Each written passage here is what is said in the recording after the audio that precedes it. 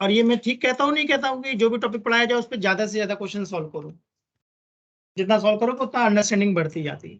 ठीक है, चलो भाई देखते हैं, फ्रिक्शन के बारे में समझते हैं। अगर कोई सरफेस रफ है और स्मूथ है, ठीक है, ग्राउंड पे तुम चल रहे हो और मैंने ऑयल डाल दिया, मैंने देखा हुआ है, जब मैं रेड लाइट पकड़ा था, वेट कर रहा था, वहां पर क्या होता, कुछ टकरा गया था शायद, मतलब मेरे आने से पहले कुछ टक्कर उक्कर हो गई थी, तो क्या गाड़ी से ऑयल लीक हो सकता है? ठीक है ना, तो वहां पर ग्राउंड पर क्या था, ऑयल लीक था, तो एक पर्सन आया स्कूटी से गिर गया, तो अगर कहीं ऑयल पड़ा हुआ है तो स्कूटी निकल जाएगी या मोस्टली स्लिप हो जाएगी? ठीक, उसके पीछे बाइक, वो भी फिसल गई। पहले नहीं समझ में आया, नाइट का टाइम था, 6 मिनट के आसपास का टाइम था, रेड लाइट के पास, पहला एक पर्सन गिरा, दूसरा, तीसरा, जब 2-3 लोग लगातार गिर गए, तो क्या समझ में आया, चलाने वाले की गलती है या गड़बड़ है कुछ वहां पर? तो पुलिस वहां पर आई, देखी, वहां देखा कि वहां पर क्या पड़ा हुआ था, ऑयल गिरा था। तो रात में वो ऑयल रोड पे दिख रहा होगा, नहीं दिख रहा होगा? नॉर्मली अगर हम रोड पे चला रहे हैं और अगर ऑयल गिरा भी तो हमें तो पानी जैसा लगेगा ना वो, ठीक है ना, तो हम लोग चला देते हैं कई बार। तो मैंने देखा कि वो स्कूटी, कोई भी व्हीकल आ रहा है फिसल जा रहा है, कार तो निकल जाएगी वहां से, बट बाइक या स्कूटी के निकलने के चांसेस बहुत कम है, इसका मतलब मोस्टली वो स्लिप हो जाएगी। तो अगर मैं स्मूथ बोलता हूँ तो स्मूथ सर्फेस का मतलब मैं क्या बोलना चाह रहा हूँ? No friction, zero. और रफ सर्फेस का मतलब पक्का फ्रिक्शन है। तो अगर हम स्कूटी चला रहे हैं तो हमें फ्रिक्शन चाहिए या नहीं चाहिए? चाहिए। तो इसका फ्रिक्शन एडवांटेज है या नहीं है? ठीक है। और ड्रॉबैक, जो टायर होते हैं साइकिल के, वो चलाते जाते सही रहते हैं, घिस जाते हैं, शूज, तो फ्रिक्शन एडवांटेज भी और ड्रॉबैक, ठीक है ना। तो इसके लिए एक वर्ड बोलते हैं, फ्रिक्शन इज नेसेसरी इविल, ये लिख लो भाई, फ्रिक्शन इज नेसेसरी इविल। इसका मतलब हम फ्रिक्शन के एडवांटेज भी लिखेंगे और ड्रॉबैक भी या डिसएडवांटेज भी। चलो, तो फ्रिक्शन का पहला एडवांटेज क्या है? वॉकिंग। अगर फ्रिक्शन नहीं होता तो हम वॉकिंग नहीं कर पाते। और क्या एडवांटेज है? मुझे लगता है राइटिंग, कॉपी में जो हम लिखते हैं, इंक पेज पे स्टिक रहती है ड्यू टू फ्रिक्शन। अगर फ्रिक्शन नहीं होगा तो इंक रुकेगी नहीं, स्लिप हो जाएगी। कभी तुम लोगों ने फाउंटेन पेन यूज करा है? याद करा है फाउंटेन पेन में क्या प्रॉब्लम आती है, एक साइड लिखो दूसरे साइड वो रिफ्लेक्ट हो जाता है, बहुत प्रॉब्लम आती है लिखने में। और अगर तुमने लिखा और पेज पलट दिया जल्दी से, तो क्या वो इंक स्प्रेड हो जाती है? तो कुछ टाइम लगता है, उसको ड्राई होना चाहिए, नहीं तो प्रॉब्लम आती है। या बोर्ड पे मैं लिखूं अगर मार्कर से, और मार्कर में इंक बहुत ज्यादा लिक्विड की फॉर्म में है, तो अगर मैं लिखूंगा तो इंक रुकेगी या बह जाएगी? इसका मतलब अगर इंक रुकी हुई है व्हाइट बोर्ड पे तो कौन रोक रहा है? इसका मतलब जो हम लोग लिखते हैं, it is only due to friction. Friction नहीं होता हम लिख नहीं सकते थे। ठीक है, जो हम बोलते हैं ये भी फ्रिक्शन की वजह से होता है। किसी को आइडिया कैसे? आ, कुछ वोकल कॉर्ड होती है, ट्रिगर होता है यहाँ पर, जब हम बोलते हैं तो क्या वो वाइब्रेशन होता है? उस वाइब्रेशन से आवाज आती है बाहर, फ्रिक्शन की वजह से। अगर फ्रिक्शन नहीं हुआ तो वो वाइब्रेशन नहीं होगा, कुछ बोलते हैं उसको, ट्रिगर बोलते हैं कुछ। कोई बायो का है यहाँ पर? पढ़ा है कुछ बायो में ऐसा? पूछना, सर से पूछना, बताएंगे। जब हम लोग बोलते हैं तो ना यहाँ पर कुछ होता है, मुझे नाम याद नहीं है, बट जब हम बोलते हैं तो क्या होता है, वो वाइब्रेट होता है। फायरिंग कुछ कहते हैं, कुछ बोलते हैं, ऐसा मुझे याद आ रहा है, कुछ बोलते हैं, मुझे याद है, शायद हो सकता है फायरिंग्स बोलते हैं। तो उसके वाइब्रेशन से आवाज बाहर आती है, तो फ्रिक्शन होगा तभी होगा। तो फ्रिक्शन की वजह से ही हम बोल पाते हैं। अब ड्रॉबैक में बताओ क्या लिखूं? Wear and tear of shoes tyre, right? बढ़िया, wear and tear of tyre. और बताओ भाई। बहुत बढ़िया, वेरी गुड, बिल्कुल परफेक्ट बात बोली। एनर्जी लॉस होती है in form of heat, right? ऐसा होता है नहीं होता? प्रैक्टिकली सोचो, एनर्जी लॉस।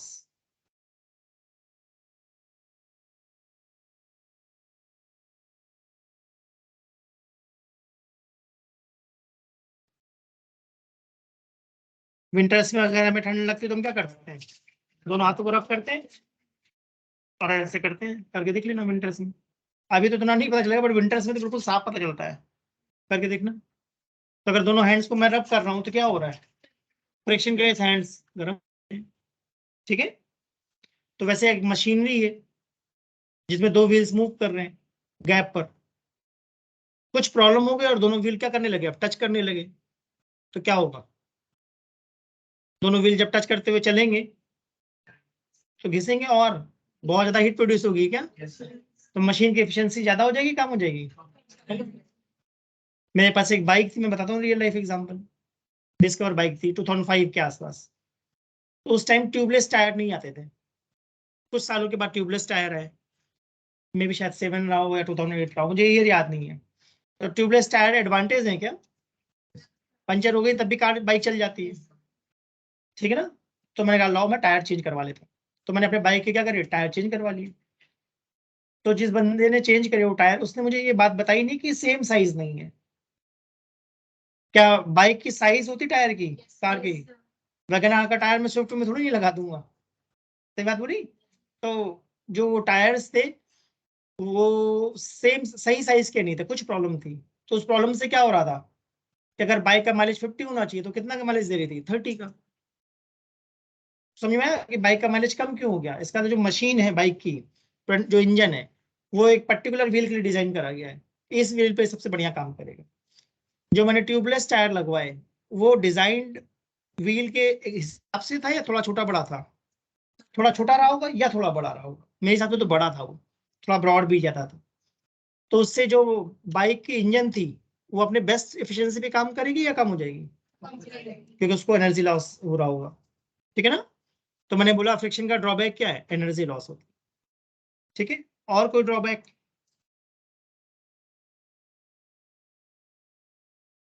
एक्सीडेंट्स हो सकते हैं, नहीं हो सकते फ्रिक्शन की वजह से। अगर ज्यादा फ्रिक्शन है तो उस हीट की वजह से आग लग सकती है, और आग लग गई तो गड़बड़ हो जाएगा, सही बात है ना। तो थर्ड ड्रॉबैक मुझे क्या दिख रहा है, catch fire due to friction.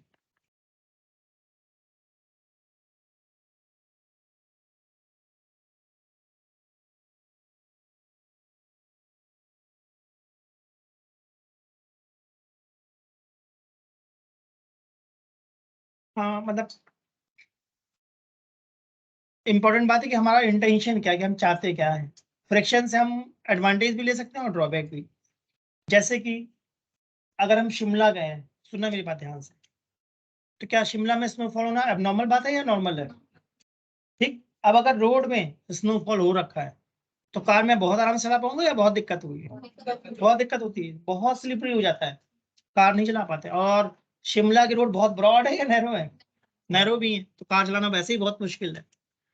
तब अगर स्नोफॉल हो रखा है तो मैं क्या चाहूंगा, किसी तरीके से फ्रिक्शन ज्यादा हो जाए। तो फ्रिक्शन ज्यादा करने के कई तरीके हैं। कई लोग क्या करते हैं, अपने टायर पे चेन लगा देते हैं, चेन लगा देते हैं, चेन लगाने से फ्रिक्शन बढ़ जाता है, तो कार चलाने में थोड़ी सी हेल्प हो जाती है। कई बार क्या करती है गवर्नमेंट, सैंड डलवा देती है रोड पर, या सॉल्ट डलवा देते हैं, तो उससे थोड़ा सा हेल्प हो जाती है। तो स्लिपरी जगह पे हम चाहते हैं फ्रिक्शन क्या हो जाए, ज्यादा, सही ना। जब बहुत स्लिपरी है और कोई रोड बहुत रफ है, तब हम वहां क्या चाहते हैं, फ्रिक्शन कम। बहुत ज्यादा रोड अगर रफ है तो क्या होगा, जो कार के टायर चलने चाहिए थे 2 ईयर्स, वो 2 मंथ्स में खराब हो जाएंगे। तो दो टाइप की रोड होती है जो मैंने देखी, एक सीमेंट वाली होती है और एक होती है तारकोल की। तो जो सीमेंट वाली रोड होती है वो आसानी से टूटती है या काफी ड्यूरेबल होती है, ड्यूरेबल होती है, ये तो उसका एडवांटेज है। बट ड्रॉबैक क्या है, सीमेंट वाली रोड पे कार चलाओगे तो कार के टायर घिस जाएंगे बहुत जल्दी, क्योंकि वो काफी ज्यादा फ्रिक्शन देता है। और अगर हाईवे पे सीमेंट की रोड बना दी है तो उस फ्रिक्शन से क्या प्रॉब्लम होती है, कार का टायर गर्म हो रहा है तो उसके अंदर जो एयर है वो भी क्या हो रही है, गर्म हो रही है। गर्म होने पे एयर क्या होगी, एक्सपैंड, तो कार के टायर का प्रेशर बढ़ जाएगा, जिससे कार का टायर बस्ट हो जाता है, जो कि डेंजरस बात है। समझ में आया ना मैंने क्या बात बोली, ये बात समझ में आई मैंने क्या बात बोला, कि ज्यादा गर्म होना अच्छी बात नहीं है। तो अगर हाईवे पे चलाना है कार को तो नॉर्मली कार में एयर डलवाना चाहिए या नाइट्रोजन। पेट्रोल पंप पे देखना ध्यान से, मैं जब भी यहाँ से लखनऊ जाता हूँ 500 किलोमीटर, तो 500 किलोमीटर गुड डिस्टेंस है। विद इन दिल्ली चला रहे तो 50 किलोमीटर ज्यादा नहीं चलाना पड़ता, तो नॉर्मल एयर से काम चलता है। बट जब मुझे लखनऊ जाना है, 400-500-600 किलोमीटर कार चलानी है, तो सबसे पहला काम दो होता है, पेट्रोल पंप पे जाकर पेट्रोल फुल करवाना और टायर में नाइट्रोजन डलवाना। तो डेली यूज के लिए नाइट्रोजन उतना यूजफुल नहीं है, यूज करते हो अच्छी बात है, बट अगर हाईवेज पे चलाना है तो हाईवेज पे कोशिश करो कि टायर में क्या हो, नाइट्रोजन की खास बात क्या होती है, क्योंकि बहुत गर्म होने के बाद भी एक्सपैंड ज्यादा नहीं होती, तो इसका मतलब कार का प्रेशर जो टायर है उसके प्रेशर बढ़ने के चांसेस बहुत, तो बस्ट होने के चांसेस बहुत कम है, क्योंकि अगर चलती हुई कार में टायर बस्ट हो गया तो कंट्रोल करना बहुत मुश्किल होता है। तो एयर यूज नहीं करनी चाहिए लॉन्ग जर्नी जिनको चलनी है। ठीक बात है ना? तो आई हो सबको समझ में आया? फ्रिक्शन से क्या हो रहा है? हीटिंग। उस हीटिंग से क्या हो रहा है? कार के जो टायर है, टायर के अंदर जो ट्यूबलेस टायर है उनके अंदर भी तो एयर तो होती है ना, वो एयर हीटअप होकर एक्सपेंड होगी जो प्रेशर बढ़ा देगी। तो क्या टायर का प्रेशर एक पर्टिकुलर प्रेशर पे काम करता है कि 30 या 35 होना चाहिए? अब तुमने 400 किलोमीटर कार चला दी लगातार, तो क्या वो प्रेशर 35 से 50 या 60 हो सकता है? तो टायर, कार का टायर एक पर्टिकुलर प्रेशर तक तो बियर करेगा, मे बी 50 मे बी 60, मुझे नहीं पता कितना, बट एक लिमिट होती है, अगर उससे ज्यादा प्रेशर हो गया तो बस्ट हो जाएगा। साइकिल में मैंने देखा है, साइकिल में एक मॉडरेट एयर भरनी चाहिए, बट नॉर्मली हम क्या करते हैं, खूब एयर भरते हैं, क्योंकि साइकिल खूब अच्छे से चले, ज्यादा एयर है तो आराम से चलती है। अब उस साइकिल को क्या करो, धूप में खड़ा कर दो 11 बजे, 3 बजे आके देखो मोस्ट ऑफली क्या होगा, टायर नॉर्मल रहेगा या बस्ट हो चुका होगा? अगर तुमने मीडियम भरी हुई एयर तब तो ठीक है, बट अगर तुमने ज्यादा एयर भर रखी है और गर्मी का टाइम है, मई जून का टाइम है, 3 घंटे तुमने धूप में खड़ी कर दी साइकिल, साइकिल बहुत ज्यादा गर्म हो जाती है क्या? तो उसके अंदर की जो एयर है उतना एक्सपेंड होती है कि टायर बस्ट हो जाता है। ठीक है ना? इसलिए कहते हैं मॉडरेट एयर होनी चाहिए, बहुत ज्यादा नहीं होनी चाहिए, बहुत ज्यादा होने से वो डेंजरस होता है। तो फ्रिक्शन समझ में आ गया, एडवांटेज भी है और ड्रॉबैक। ठीक है, अब लिखो how to minimise friction, how to minimise friction.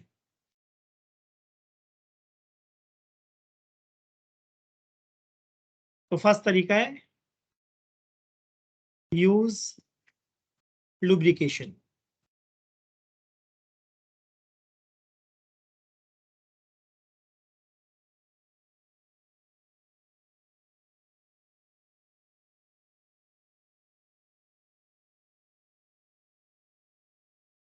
Lubrication से क्या होगा, सरफेस स्मूथ हो जाएगा। सही ना? ग्रीस समझते हो, ग्रीस। तो अगर कोई दो सरफेस है, जैसे कि मान लो मुझे गेट बंद करना है अपने घर का, हैंडल वाला, अब नहीं हो रहा, थोड़ा सा मैंने ऑयल डाल दिया, अब आराम से बंद होगा या नहीं होगा? ठीक है ना? Use oil comma Greece.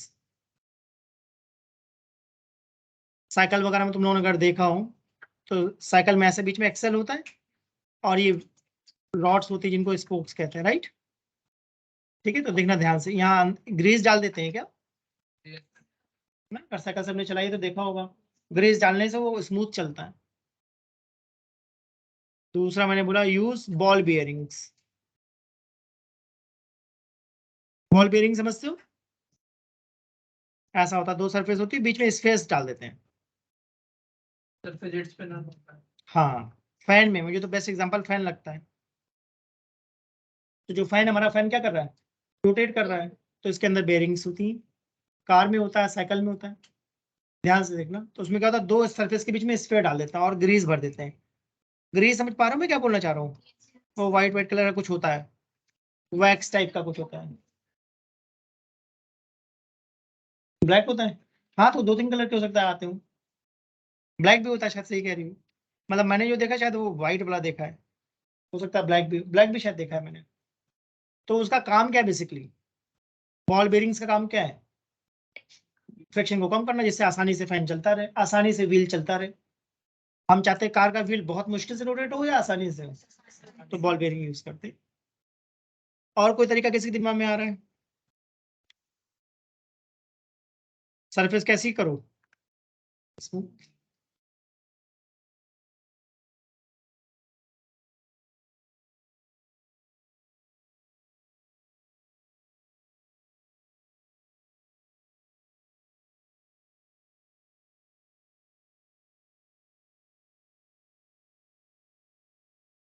ठीक है, आगे बढ़े। ठीक है, अब हम चाहते हैं मैक्सिमाइज करना। कैसे इंक्रीज करें फ्रिक्शन?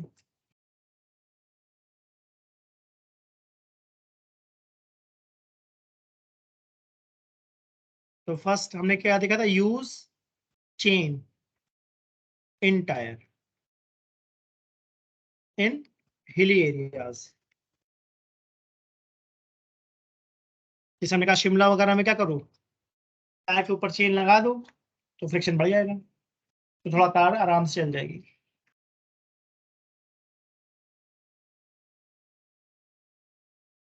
जो टायर होता है साइकिल का या बाइक का, कार का, किसी का, नया टायर देखो और 3 साल पुराना टायर देखो, कुछ डिफरेंस होगा? बढ़िया, पुराने वाले स्मूथ होते हैं और नए वाले में ग्रूव्स देखें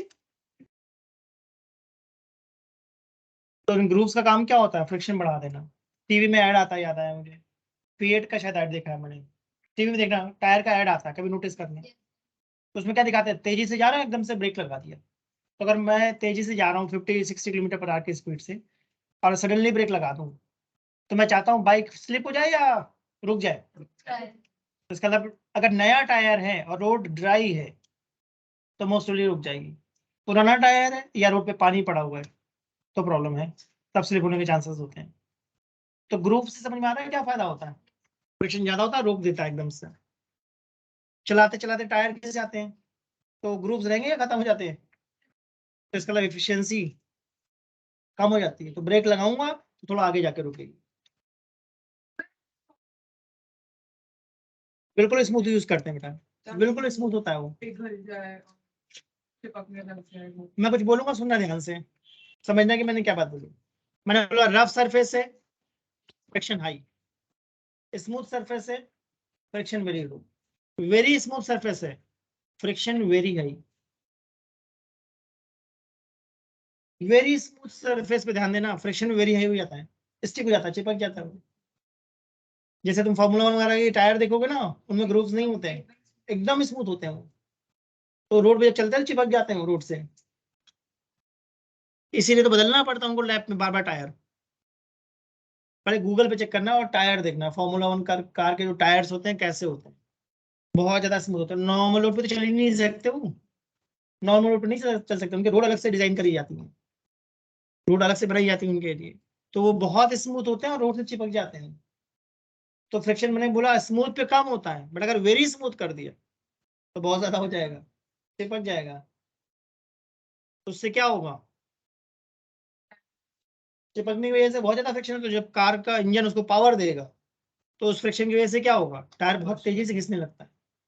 तो एक ही टायर से पूरी रेस कंप्लीट हो जाएगी या बार बार बदलना पड़ता है, इसलिए बदलना पड़ता है, टायर बहुत जल्दी खराब हो जाता है। तो रेस में तो ठीक है, प्रैक्टिकली तो नहीं ना, 4 दिन टायर बदल रहे हो कार के। हम तो 2-3 साल में एक बार बदलते हैं ना कार के टायर, ठीक बात है।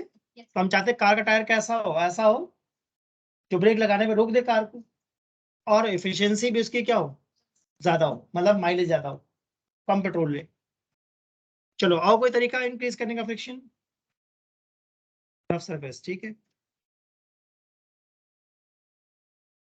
तो कभी तुम लोगों ने रोड पे नोटिस करा है, रोड पे जो कंक्रीट के ब्लॉक्स बॉक्स लगा देते हैं छोटे छोटे, नोटिस करना, कई बार तो रोड ऐसे नॉर्मल होती है, कई बार मैंने देखा रोड जब बनती है तो उसमें छोटे ब्लॉक्स डाल देते हैं।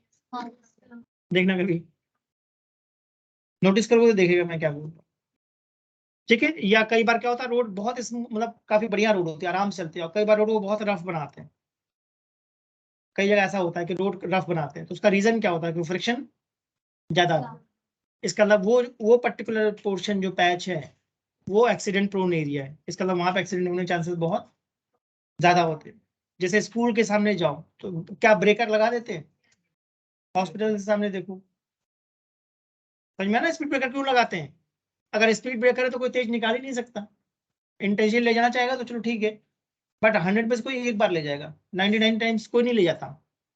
और स्पीड ब्रेकर पे जंप कराओगे तो दिक्कत होती है, काफी ज्यादा वैसे ऊंचे बना देते हो, काफी ज्यादा होते हैं, मतलब स्कूटी वगैरह तो अटक ही जाती है। तो इसका मतलब मैं कहना चाह रहा हूँ स्पीड ब्रेकर का मेन काम क्या है, कि स्पीड को रोकना, कम करना। अगर स्पीड ब्रेकर नहीं बनाते तो रोड को कैसे बना देते हैं कि तेज चला ही ना पाओ।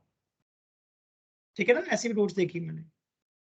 तो आई होप सबको समझ में आ गया, फ्रिक्शन एडवांटेज भी है और ड्रॉबैक भी है। ठीक है, अब आगे बढ़ते हैं, इसके फॉर्मूले समझते हैं। तो अब लिखो टाइप्स ऑफ फ्रिक्शन।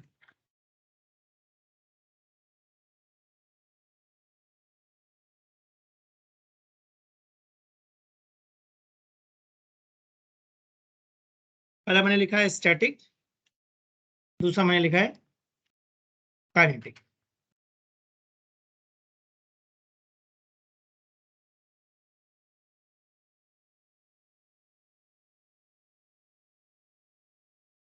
तो स्टैटिक वर्ड का मतलब क्या होता है? बिल्कुल सही। काइनेटिक का मतलब? बिल्कुल सही। तो अगर कार चल रही है या एक ब्लॉक को मैं शिफ्ट करवा रहा हूँ, ठीक है ना, और एक कार रुकी हुई है, तो स्टैटिक वर्ड का मतलब मैं क्या बोलना चाह रहा हूँ? नेक्स्ट पे। ठीक है। और काइनेटिक का मतलब मैं क्या बोलना चाह रहा हूँ? मोशन। तो देखो मैं एग्जांपल देता हूँ कि ये ब्लॉक है मान लो, ठीक, इस ब्लॉक पे वेट डेफिनेटली कहाँ लग रहा होगा? डाउनवर्ड। Normal reaction upwards. अब मैंने एक फोर्स लगाया, एक्सटर्नल फोर्स, ठीक है। तो अगर ये सरफेस रफ हुई तब तो डेफिनेटली राइट में ब्लॉक, सॉरी स्मूथ हुई तो ब्लॉक क्या डेफिनेटली राइट में चला जाएगा। बट अगर रफ हुई, अगर सरफेस रफ है तो चांसेस है कि ब्लॉक मूव करे एंड चांसेस है कि ब्लॉक मूव ना करे। वो किस बात पर डिपेंड करेगा? फ्रिक्शन कितना। ठीक बात है ना। तो मैं दो एग्जांपल दूंगा, सुनना। एक रोड पे लेफ्ट साइड में एक कार खड़ी है और राइट साइड में एक ट्रक खड़ा है, ठीक, दोनों न्यूट्रल है। अगर हमने धक्का दिया तो क्या कार थोड़ा आगे पीछे हो जाएगी? सही बात है ना, धक्का करके हम आगे पीछे कर सकते हैं कार को, ट्रक को। अकेले एक पर्सन से तो नहीं होने वाला मेरे हिसाब से, चार पांच लोग मिलकर धक्का दोगे तब ट्रक आगे पीछे हो सकता है, राइट। इसका मतलब ट्रक बहुत भारी है, तो एक लोगों को धक्का देने से ट्रक नहीं चलेगा। तो जो हम धक्का दे रहे हैं हम लोग कौन है? External force. और जो रफ सरफेस है वहां पे जो फोर्स है उसको मैं क्या बोल रहा हूँ? तो इंपॉर्टेंट बात है, एक्सटर्नल फोर्स फ्रिक्शन से ज्यादा है या कम है। अगर एक्सटर्नल फोर्स फ्रिक्शन से ज्यादा है तो डेफिनेटली ब्लॉक क्या करेगा? मूव करेगा। अगर एक्सटर्नल फोर्स वीक है कंपेयर टू फ्रिक्शन तो मूव नहीं करेगा। ठीक है ना। तो क्या एक्सटर्नल फोर्स और फ्रिक्शन दोनों में कंपैरिजन करना पड़ेगा क्वेश्चंस में हमें? ठीक है। तो अभी मैंने आइडिया दिया, दो टाइप के फ्रिक्शन मुझे पता है, स्टैटिक एंड काइनेटिक। ठीक है। अब ध्यान देना, मैंने यहाँ रेड कलर से लिखा है मैक्सिमम स्टैटिक, का नाम है लिमिटिंग फ्रिक्शन। ध्यान दिया। मैंने बोला स्टैटिक में भी अगर मैक्सिमम की बात कर रहा हूँ, मैक्सिमम स्टैटिक, तो उसका नाम क्या होता है? लिमिटिंग फ्रिक्शन, जिसका फॉर्मूला होता है mu S N. Mu S को हम बोलते हैं कोफिशिएंट ऑफ स्टैटिक फ्रिक्शन।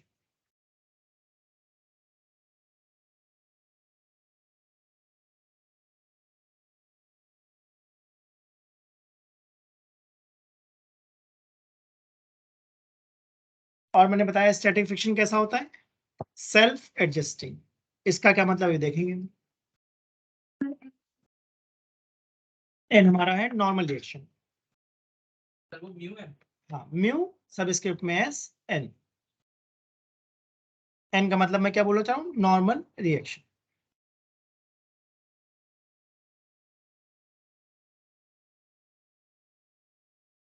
अगर बॉडी मूव कर रही तब कौन सा फ्रिक्शन होगा?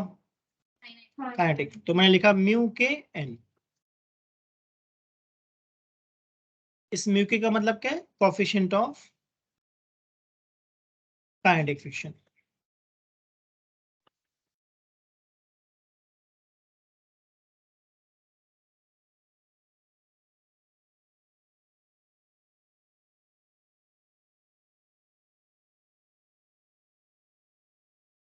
अगर क्वेश्चन में मेंशन ना करे तो म्यू एस और म्यू के को इक्वल ले लेना,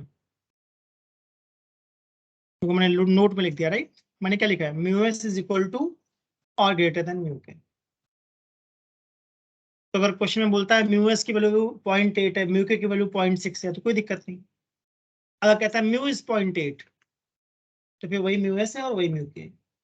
मेंशन नहीं करेगा तो हम सेम ही मानेंगे। तो क्या मैंने क्लियरली बोला, mu S is equal to और ग्रेटर देन म्यू के।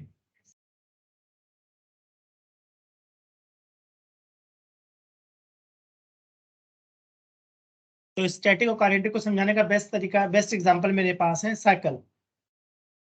साइकिल में बैठ जाओ और साइकिल चलाना शुरू करो। जब साइकिल चलाना शुरू करते हैं तब मुश्किल होती है या थोड़ी देर बाद मुश्किल होती है? जब शुरू करते हैं तब ज्यादा मुश्किल होती है, यानी साइकिल रेस्ट पे थी, रेस्ट से मोशन में लाते हो तो उस वक्त प्रॉब्लम होती है। बट एक बार साइकिल मोशन में आ जाए फिर आराम से चलती रहती है।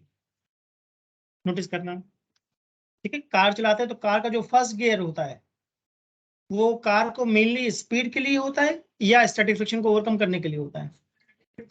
स्टैटिक फ्रिक्शन को ओवरकम करने के लिए। इसका मतलब जो फर्स्ट गियर है वो काफी ज्यादा पावरफुल होता है इन टर्म्स ऑफ रेस्ट से मोशन में लाने के।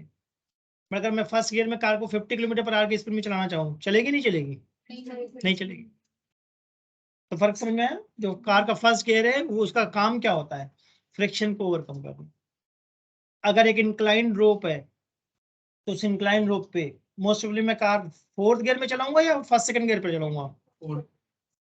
अगर फोर्थ गियर पे चलाऊंगा तो कार बंद हो जाएगी। फर्स्ट सेकंड में चलती है। कहीं स्लोप होता तो हमेशा फर्स्ट सेकंड गियर में चलाते, थर्ड में बंद हो जाएगी। ये कार को स्टार्ट करा तो सेकंड गियर में आगे बढ़ाऊंगा या फर्स्ट गियर में? फर्स्ट गियर में। सेकंड गियर में बढ़ाओगे तो ये तो ऑफ हो जाएगी या तुमको बहुत ज्यादा रेस देनी पड़ेगी। ज्यादा रेस में प्रॉब्लम क्या है कि अगर अगर अगर ब्रेक नहीं लगाया ठीक से तो हिट हो जाएगा, या फिर ब्रेक शू खराब हो जाएंगे, या क्लच खराब हो जाएगी, क्लच प्लेट खराब हो जाती है ज्यादा रेस देने से। इसका मतलब एक सिस्टम है कि भाई पहले गियर पे कार चलाओ पहले, फिर जब थोड़ी स्पीड आ जाए तब दूसरे गियर पे डालो, जब एक सर्टेन स्पीड आ जाए तब थर्ड और फोर्थ गियर डालो। खाली रोड है तो फिफ्थ गियर पे चलो। तो इंक्लाइन प्लेन में हमेशा फर्स्ट सेकंड गियर पे चलाई जाती है कार को, थर्ड गियर पे बहुत मुश्किल से चलेगी या बंद हो जाएगी। तो मैं ये बताना चाह रहा हूँ कि स्टैटिक फ्रिक्शन ज्यादा होता है या काइनेटिक? स्टैटिक। इस एग्जांपल से ही बता रहा हूँ कि साइकिल को रेस्ट से मोशन मिलाना मुश्किल है, एक बार मूव कर गई देन नो प्रॉब्लम, फिर चलती रहती है आराम से। ठीक है, ठीक है। तो अब लिखो कॉपी में तुम लोग laws of friction.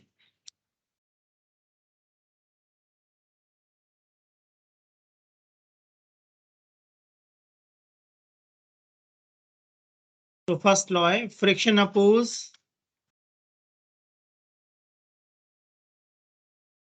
Relative motion. ध्यान देना, मैंने लिखा है फ्रिक्शन अपोज मोशन या रिलेटिव मोशन?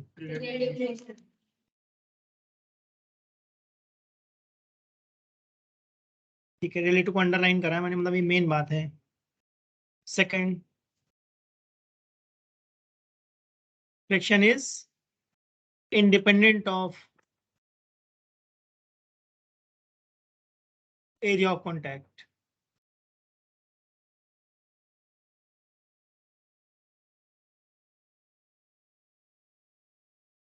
इसका मतलब दो साइकिल है, एक साइकिल के टायर पतले हैं और एक साइकिल के टायर मोटे हैं, फ्रिक्शन पे कोई फर्क पड़ेगा नहीं पड़ेगा?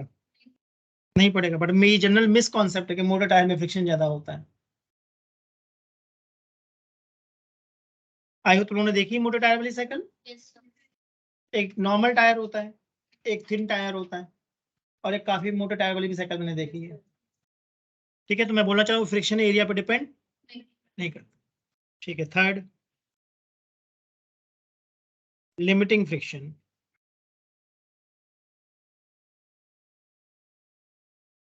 is proportional to normal reaction।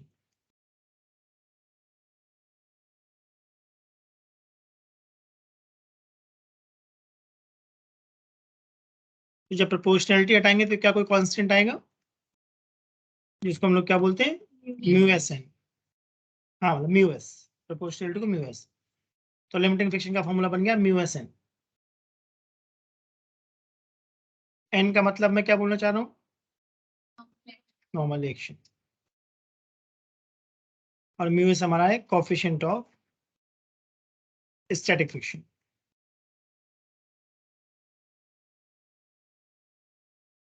ठीक है, और एफ एल का मतलब क्या है?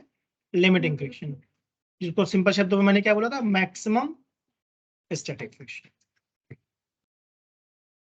इसका मतलब स्टैटिक फ्रिक्शन वेरिएबल होता है, उसकी मैक्सिमम वैल्यू को हमने नाम दे दिया लिमिटिंग।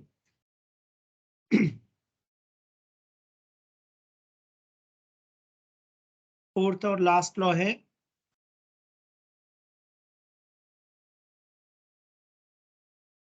अगर रफ सरफेस है तो फ्रिक्शन क्या हो जाएगा, ज्यादा, और स्मूथ है कम। ये तो कॉमन सेंस वाली बात है। रफ सरफेस पे फ्रिक्शन ज्यादा होता है, स्मूथ सरफेस पे फ्रिक्शन कम होता है। पॉलिश करने से क्या सरफेस स्मूथ हो सकती है? Yes.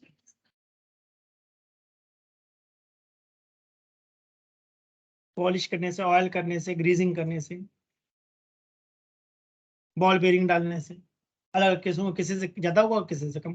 पॉलिश करने से क्या होगा, फ्रिक्शन कम होगा, बॉल बेरिंग से भी कम हो जाएगा, ग्रीस से कम हो जाएगा, ग्रूव्स बना दोगे तो बढ़ जाएगा। ठीक है, यहाँ तक की बात क्लियर हुई? ठीक है, अब देखो एक ग्राफ सिखाना चाहता हूं मैं तुम लोगों को। वाई एक्सिस पे मैंने क्या लिखा है, फ्रिक्शन, और एक्स एक्सिस पे मैंने लिखा है एफ एक्सटर्नल। ठीक है, और मैंने तुम लोगों को समझाने के लिए एग्जांपल ले लिया कि एक ब्लॉक है, ठीक है, उस ब्लॉक का वेट किधर लग रहा है, डाउनवर्ड, और नॉर्मल एक्शन कितना लग रहा है, एक्सटर्नल फोर्स मैंने किधर लगाया है, तो फ्रिक्शन कहाँ लगेगा, सही। मैंने एज्यूम कर लिया है कि let F L is 1000 newton, assume कर लिया कि लिमिटिंग फ्रिक्शन कितना है, 1000 न्यूटन, सही ना। इसका 1000 न्यूटन से कम पर ये block move, for example truck है मान लो, 1000 न्यूटन से कम लगाओगे तो मूव, 1000 से ज्यादा लगाओगे तो मूव, मानते हो? ठीक है, अब देखना ध्यान से, मैं जो ग्राफ बनाना चाह रहा हूँ,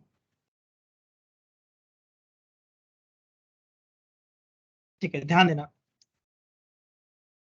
इस ग्राफ में मैंने एक्सटर्नल फोर्स इनिशियली कितना लिया, 0, फिर कितना ले लिया, 200, फिर कितना ले लिया, 600, फिर कितना ले लिया, 1000। तो 1000 से पहले तक पक्का बॉडी कैसी थी, रेस्ट पे, सही बात है। अब तुमने कहा नहीं 1000 से और बढ़ा दो, तो अब 1000 से बढ़ा दूंगा तो बॉडी कैसी आ जाएगी, मोशन। तब कौन सा फ्रिक्शन लगेगा, एफ के। मान लेता हूँ एफ के कितना है, थोड़ा सा कम है, ठीक बात है ना। मैंने बोला था मैक्सिमम फ्रिक्शन कौन सा होता है, लिमिटिंग, तो काइनेटिक फ्रिक्शन थोड़ा सा कम है, तो मैंने एज्यूम कर लिया कितना है, 800। पहले मैं ये जानना चाहता हूँ, क्या तुम लोगों को ये लग रहा है कि 1000 और 1000 ऐसा अगर इक्वल है तो क्या ये एंगल 45 डिग्री होना चाहिए? ठीक है, तो ग्राफ में मैं नेमिंग करता हूँ, समझना ध्यान से, ए बी सी। ग्राफ जब ए बी सी पे जा रहा है तो सी पर एक्सटर्नल फोर्स कितना है, 1000, और फ्रिक्शन भी कितना है, 1000। इसका मतलब ये वर्ज बोलता हूँ मैं, इस केस को मैं क्या बोलता हूँ, वर्ज पे।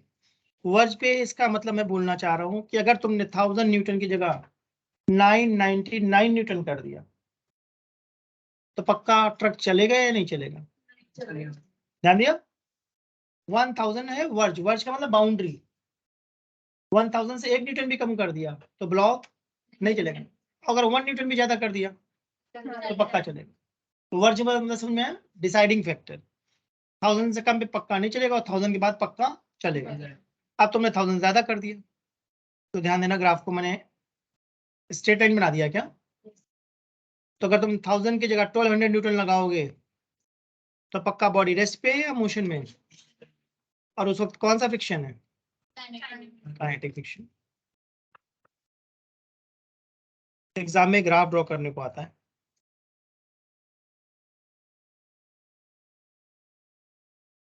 तो रेस्ट पे, तब उसको बोलेंगे रेस्ट पे वर्ज पे, मतलब अगर थोड़ा सा भी ज्यादा कर दोगे तो मूव कर जाएगा। 1000 पे मोशन में नहीं बोलेंगे, 1000 में बोलेंगे वर्ज पे, मतलब मूव करने वाली है। जैसे कभी अगर तुम लोगों ने देखा हो, कार को लेके जा रहे हैं, गड्ढे में फंस गई, धक्का देते हैं, धक्का देने पे कार क्या होती है, थोड़ी थोड़ी हिलनी शुरू होती है, और धक्का देते हैं, फिर धक्का देते हैं, तो 3-4 बार धक्का देने के बाद क्या होता है, एक बार कार निकल जाती है।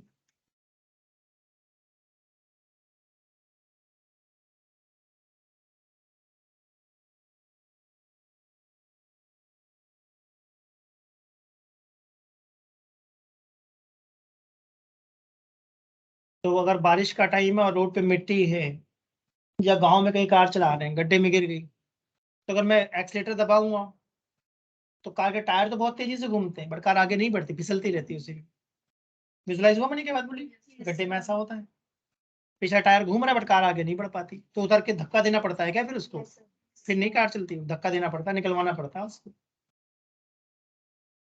इसका मतलब कार के लिए जरूरी है कि फ्रिक्शन हो, फ्रिक्शन नहीं तो कार चलेगी नहीं।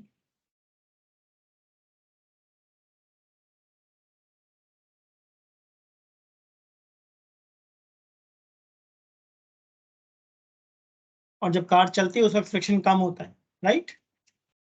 इस ग्राफ में मैंने दिखाया काइनेटिक फ्रिक्शन कैसा है, constant and it is less than limiting.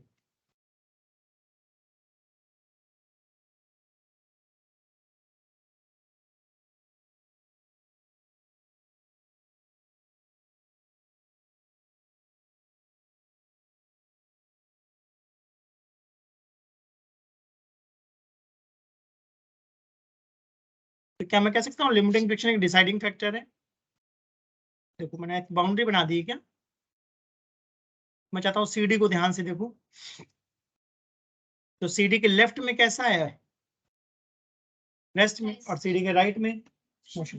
एक बाउंड्री बना दी मैंने, उस बाउंड्री के लेफ्ट में हो तो बॉडी पक्का कैसी होगी, रेस्ट पे, और राइट पे हो तो मोशन। और फ्रिक्शन में बहुत सारी बातें धीमे धीमे धीमे धीमे तुम्हें और समझ में आती जाएंगी। अभी मैं बिल्कुल बेसिक आइडिया दे रहा हूँ कि इस तरीके से सोचना है।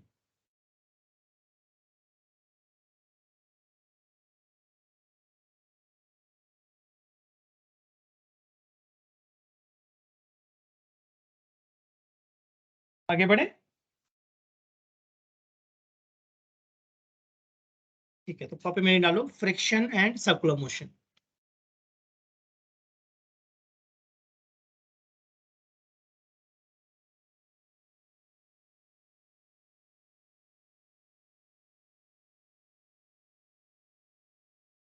ठीक है, ब्रैकेट में लो, car on flat circular road.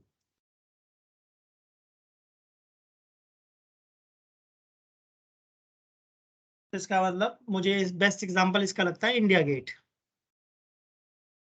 क्या इंडिया गेट के अबाउट सर्कल है? आपने देखा ना? ठीक, ठीक है, ध्यान से देखना।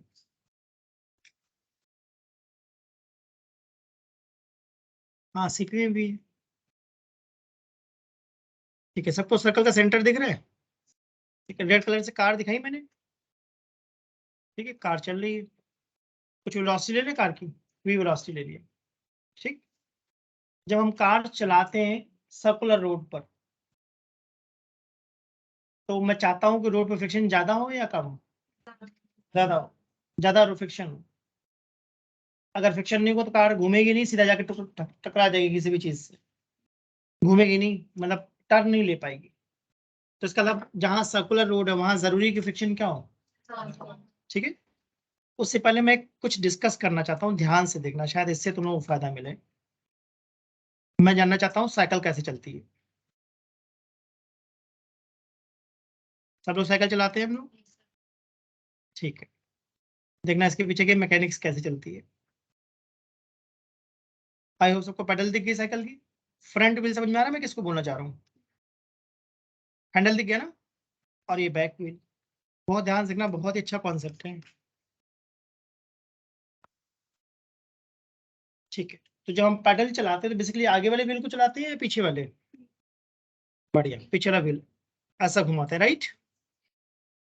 पैडल चलाने से पीछे वाला व्हील चलता है, आगे वाला नहीं चलता। तो क्या पीछे वाला व्हील घूम रहे हैं, तो क्या उसके पास कुछ वेलोसिटी आ गई v1? साइकिल हवा में चल रही है ग्राउंड पर, तो यहाँ पर एक फ्रिक्शन होगा, सही। उस फ्रिक्शन को क्या लग रहा है, व्हील किधर जा रहा है, पीछे की तरफ। सोचो आराम से, भाई तुमने पैडल चलाया, तो पैडल चलाने से साइकिल आगे बढ़ती है या सिर्फ व्हील घूमता है? व्हील घूमता है, पैडल चलाने से साइकिल आगे नहीं बढ़ती। फॉर एग्जाम्पल साइकिल को मेन स्टैंड समझते हो, ऐसे खड़ा कर सकते हैं, उस पर खड़े होकर चलाओ, साइकिल का व्हील तो घूमता रहेगा, साइकिल आगे कहाँ बढ़ती है? विजुलाइज करो मैंने क्या बात बोली। तो पेडल चलाने से सिर्फ और सिर्फ पीछे वाला व्हील घूम रहा है, ठीक।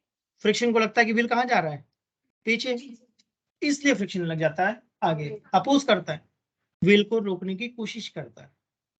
ये बात समझ में आई मैंने क्या बोला? तो जो हमारा टायर है, पीछे वाला टायर, क्या उस पर एक फ्रिक्शन लग रहा है? उस फ्रिक्शन की वजह से क्या कार का टायर आगे भागेगा? भाई फ्रिक्शन क्या कर रहा है, टायर पे फोर्स लगा रहा है, टायर आगे भागेगा। जब टायर आगे भागेगा तो क्या ये साइकिल भी आगे की तरफ भागेगी? सही है, ध्यान सुनना। तो क्या आगे वाले टायर को कुछ वेलोसिटी मिल गई v2, तो साइकिल आगे क्यों भागती है? Due to friction F1। सही बात बोली, साइकिल आगे भागती है due to friction F1।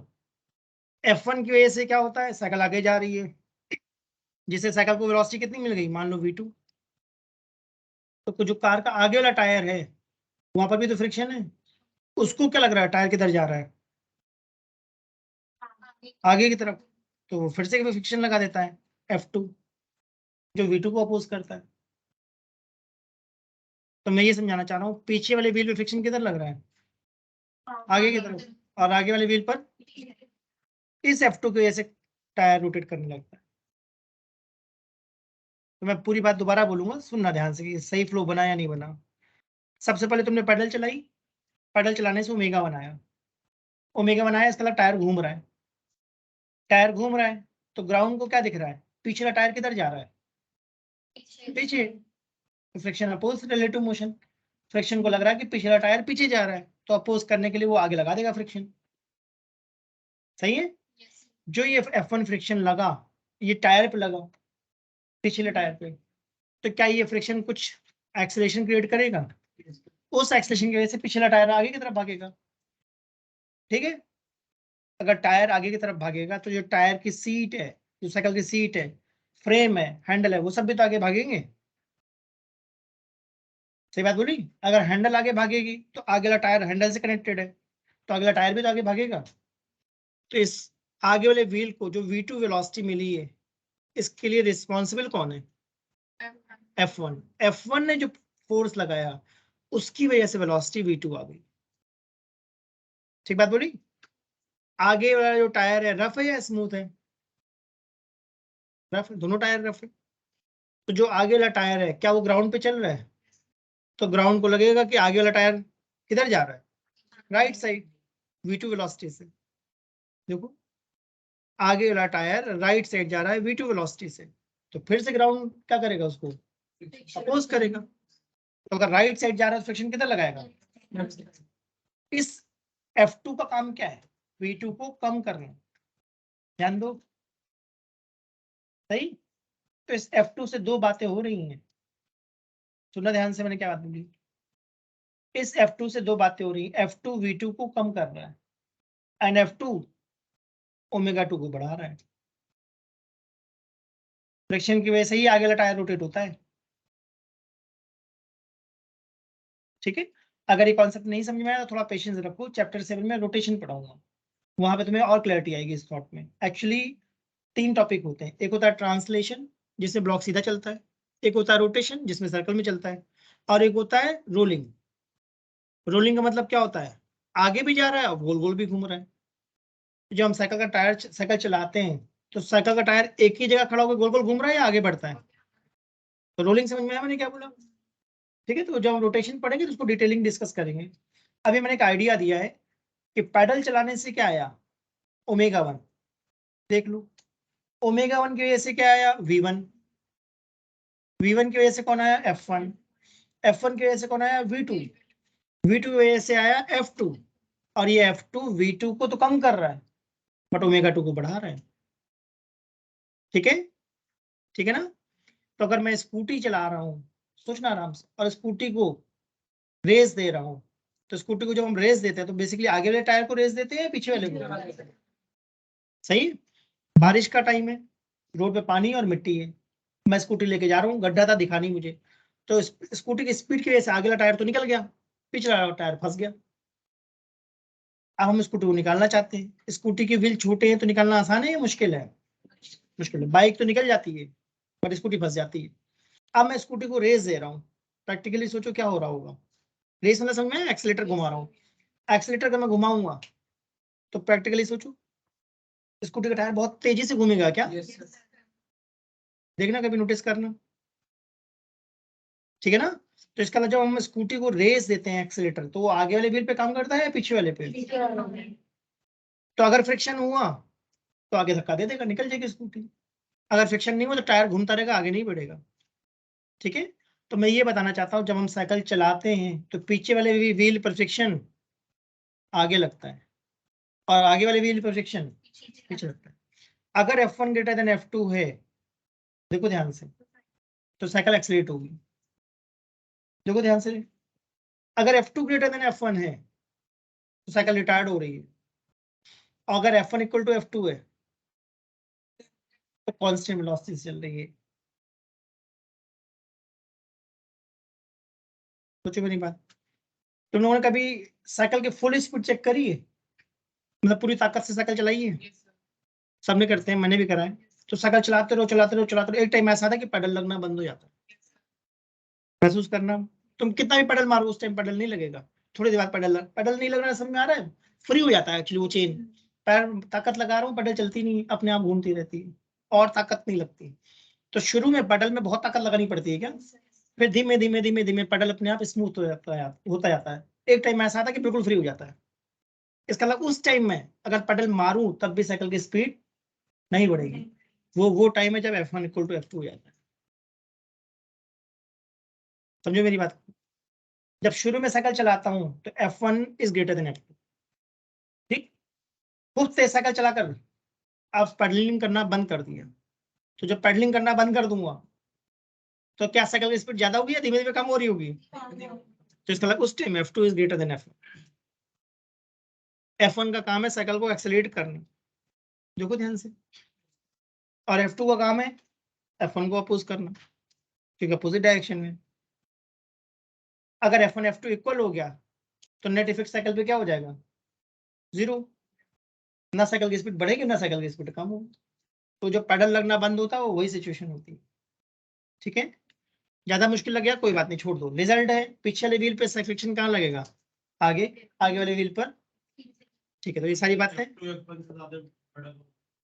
F2 जब हमने क्या करा, साइकिल को खूब तेज चलाया, फिर पेडलिंग करना बंद कर दिया। तो आपने नहीं नहीं नहीं, जब जब पैडल लगना बंद होता है तब F1 इक्वल टू F2 होता है। 5 सेकंड के बाद तुम पैडल नहीं चला रहे हो बट साइकिल तो चल रही है ना, और साइकिल की स्पीड ज्यादा हो रही है या कम? कम हो रही, समझो मैं क्या बोला चाह रहा हूं? तो इसका मतलब F2 डोमिनेट कर रहा है उस टाइम, तभी तो साइकिल धीमी हो रही है। F2 चाहता है धीमा करना, F1 चाहता है तेज करना। फिर तुमने पूरी ताकत से साइकिल चलाई तो फिर F1 बढ़ जाएगा। जैसे तब साइकिल को बहुत तेज चलाते हैं बच्चे, तो नोटिस करना, बैटरी चलाते हैं या खड़े हो जाते हैं? कभी देखना, नोटिस करना, समझ में आया? तो तेजी से पेडल घूमता है। तो ये बात मैं बता क्यों रहा हूँ वो समझो। कार दिख रही सबको? ठीक है। तो एक मिस कॉन्सेप्ट है लोगों के दिमाग में, मैं चाहता हूँ तुम्हारे दिमाग में ना हो। मिस कॉन्सेप्ट है कि लोगों को लगता है कि friction is always opposite to velocity.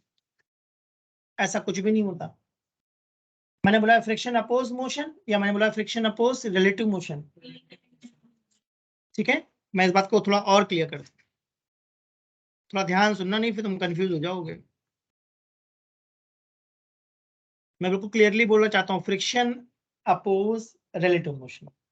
इस बात को समझाने के लिए मैंने देखो दो ब्लॉक बनाए, M1 और M2। तो फ्रिक्शन हमेशा वेलोसिटी को कम करेगा या ज्यादा भी कर सकता है? हमेशा कम करेगा या ज्यादा भी कर सकता है? ज्यादा भी कर सकता है, ठीक है। दिखाता हूं कैसे। क्या मैंने दो ब्लॉक्स बनाए, M1 एंड M2, सही? सही है। अब सुनना ध्यान से, मैंने फोर्स लगा दिया M2 पर, कितना? 100, ठीक है। अज्यूम कर रहा हूँ ये कहाँ पर रखे हुए हैं? स्मूथ सरफेस, आइस के ऊपर रख दिया है, ठीक। M1 और M2 के बीच में फ्रिक्शन है। अगर M1 और M2 के बीच में फ्रिक्शन नहीं होता तो क्या होता? पहले मेरी बात समझ में आई ना? मैंने बोला दो ब्लॉक्स तुमको दिखा रहा हूं मैं, एक M1 है और एक M2 है। प्रैक्टिकली सोचना मैंने क्या बात बोली।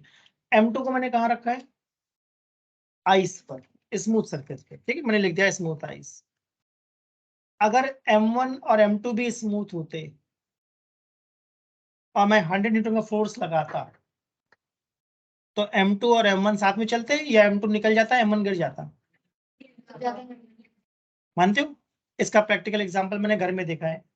15 बुक्स रख दी मैंने एक के ऊपर एक, ऊपर से दूसरी बुक निकालना है, आराम से निकलेगी, नीचे से दूसरी बुक निकालना है। सबने करा है नहीं करा ये? समझ में आया मैंने क्या बोला भाई? 15 बुक रख दी मैंने एक ऊपर एक ऊपर एक, ऊपर से दूसरी बुक आराम से निकलती है ना, नीचे से दूसरी बुक निकलती ही नहीं है, बहुत मुश्किल होती है, मतलब तो मैं हाफ करके फिर निकालना पड़ता है। पहले बात समझ में आई मैंने क्या बोला? तो वैसे मैंने बोला अगर M2 और M1 के बीच में कोई फ्रिक्शन नहीं है तो M2 को खींचूंगा, M2 खींच जाएगा, M1 गिर जाएगा वहीं पर। ये बात तो लॉजिकल लगी। अगर फ्रिक्शन है, अब सुनना मेरी बात ध्यान से, अगर M2 और M1 के बीच में फ्रिक्शन है, ठीक, और मैंने M2 पे कितना फोर्स लगाया है, 100 न्यूटन, ठीक, तो M2 पे कितना फ्रिक्शन लगेगा, राइट में या लेफ्ट में? बढ़िया, कोई दिक्कत? सबको लॉजिकल लगा? न्यूटन थर्ड लॉ क्या कहता है, every action has equal and opposite reaction. तो M1 ने M2 पे फ्रिक्शन लगाया लेफ्ट पे, तो उसका रिएक्शन M1 पे राइट पे, ठीक बात है? अगर M1 और M2 रफ हैं तो मैंने M2 को खींचा तो क्या चांस है कि M1 भी साथ में आ जाए? देख लेना करके। बुक शेल्फ वाला एग्जांपल मैंने बोला, दो बुक्स है, सेकंड बुक खींचो तो वो फर्स्ट बुक भी उसके साथ खींच जाती है, अगर रफ है तो। ग्लॉसी पेपर वाली है तो हो सकता है स्लिप हो जाए, बट अगर रफ है तो दूसरी बुक को खींचोगे पहली बुक भी उसके साथ चलेगी। तो मैं ये बोलना चाह रहा हूँ 100 न्यूटन फोर्स लगाने पर M2 पर फ्रिक्शन पीछे की तरफ लग रहा है और M1 पे फ्रिक्शन, तो जो M2 का फ्रिक्शन है क्या वो वेलोसिटी के अपोजिट है? वेलोसिटी राइट में मिलेगी, है ना? Yes sir. और M1 के लिए क्या होगा? M1 को वेलोसिटी किसने दी? फ्रिक्शन ने। सोचो मेरी बात, M1 को वेलोसिटी किसने दी? फ्रिक्शन। अगर फ्रिक्शन नहीं तो M1 तो वहीं गिर जाता। ऐसा एग्जाम्पल, एक एक्सपेरिमेंट कराया जाता है 9th या 10th क्लास में, एक ग्लास लिया, उसके ऊपर कार्डबोर्ड रखा और एक कॉइन रखा, है ना? अगर कार्डबोर्ड स्मूथ है तो जल्दी से खींच लो कार्डबोर्ड, अगर जल्दी से कार्डबोर्ड खींचोगे तो क्या कॉइन गिर जाएगा ग्लास में? अगर स्मूथ है तब, ठीक बात है ना? ठीक है। अगर रफ हुआ तो अगर कार्डबोर्ड खींचूंगा तो कॉइन भी उसके साथ निकल जाएगा क्या? वही बात कर रहा हूँ, अगर मैं M2 को खींचूंगा तो क्या चांस है कि M1 भी साथ में चला जाए? तो M2 के लिए फ्रिक्शन वेलोसिटी के अपोजिट है और M1 के लिए इनफैक्ट फ्रिक्शन ही वेलोसिटी दे रहा है, फ्रिक्शन की वजह से वेलोसिटी आएगी M1 पे। तो सही स्टेटमेंट क्या है, friction is always opposite to velocity या friction always oppose relative motion? Relative motion, friction oppose relative motion, ठीक है ना? तो अब कार वाली बात पे आता हूँ, ध्यान सुनना भाई। अगर कार इंडिया गेट के अबाउट चला रहा हूं तो फ्रिक्शन हमेशा सेंटर की तरफ लगता है। नोटिस करना, तुम्हें अजीब लगना चाहिए, तुम्हें तो लगना चाहिए कार अगर राइट में जा रही तो फ्रिक्शन तो पीछे लगना चाहिए। हाँ मैंने बोला कार, कार पे फ्रिक्शन किधर लगता है? सेंटर की तरफ, ठीक है ना? मैं चाहता हूं कार आराम से इंडिया गेट के अबाउट चले, इसका मतलब फ्रिक्शन ज्यादा हो या कम हो? सही बात है, ठीक है। तो मैं चाहता हूँ फ्रिक्शन हमेशा ज्यादा हो, किससे ज्यादा हो? Centripetal force. इसका मतलब सर्कल में हमेशा एक फोर्स होगा जिसको मैं क्या बोलूंगा? सेंट्रीपिटल फोर्स, ठीक है ना? ठीक है ना? ठीक है, मैंने लिखा limiting friction must be equal to और ग्रेटर देन सेंट्रीपिटल फोर्स। क्या आज हमने लिमिटिंग फ्रिक्शन का कोई फॉर्मूला पढ़ा? म्यू और सेंट्रीपिटल फोर्स को मैंने लिखा ma, फोर्स का फॉर्मूला ma, कौन सा है? Centripetal acceleration. सेंट्रीपिटल फोर्स में कौन सा एक्सेलरेशन यूज करेंगे? Centripetal acceleration.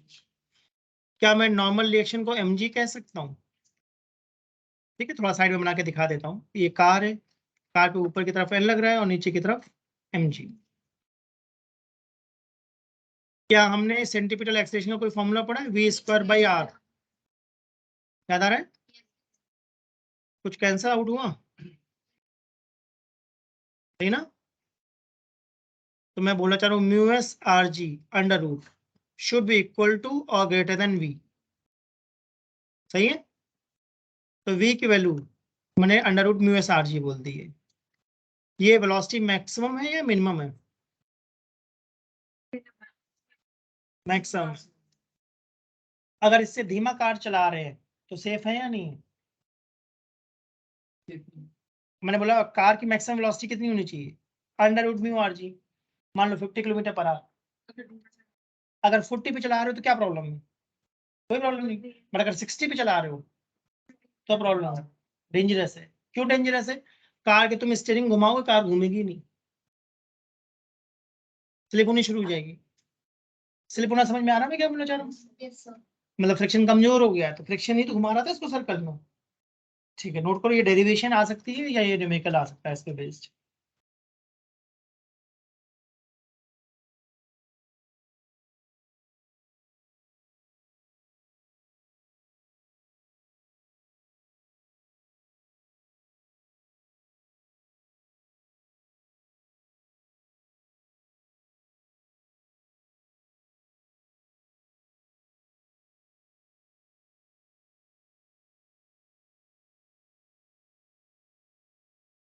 सुनते जाओ, तुमको बहुत सारे आइडियाज मिलेंगे, बस बुक्स पढ़ना सीखो और क्वेश्चंस करना सीखो, खुद ही अपने आप सबको समझ में आना शुरू हो जाता है। क्लास में बैठकर बस आइडिया सुनते जाओ, मैं बहुत सारी बातें ऐसे बताऊंगा जो तुमको बुक में नहीं मिलेंगी। मैंने बहुत क्लियरली बोला, जब कार इंडिया गेट के अबाउट सर्कल में चलती है तो फ्रिक्शन टूवर्ड सेंटर लगता है। ठीक है, और उस फ्रिक्शन का नाम भी लिख देता हूँ, दिस इज स्टैटिक फ्रिक्शन।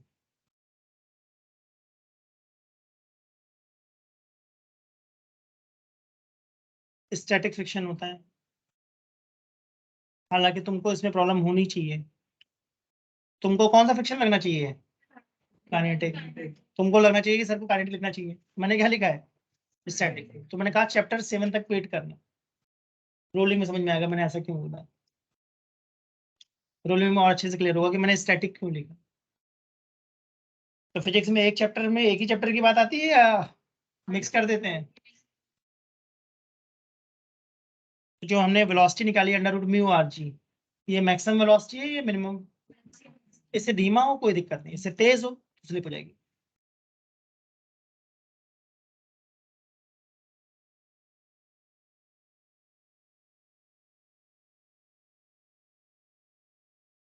आगे बढ़े, तब कहोगे ना कहीं किसी पॉइंट में डाउट आ रहा है तो पूछ लो। फ्रिक्शन हमेशा टूवर्ड सेंटर होगा और स्टैटिक फ्रिक्शन होगा, मैंने बोला क्लियरली स्टैटिक फ्रिक्शन। ठीक है, साइकिल वाली बात समझ में आई क्या बताया? अगर नहीं भी समझ में आई तो कोई बात नहीं, तुमने एक आइडिया तो लिया ना कुछ ऐसा हो सकता है, फिर दोबारा डिस्कस कर लेंगे, तब आ जाएगी। ठीक है, तो अब मैं नेक्स्ट रीडिंग डाल रहा हूँ, bending of cyclist. Next reading डालो, बेंडिंग ऑफ साइक्लिस्ट।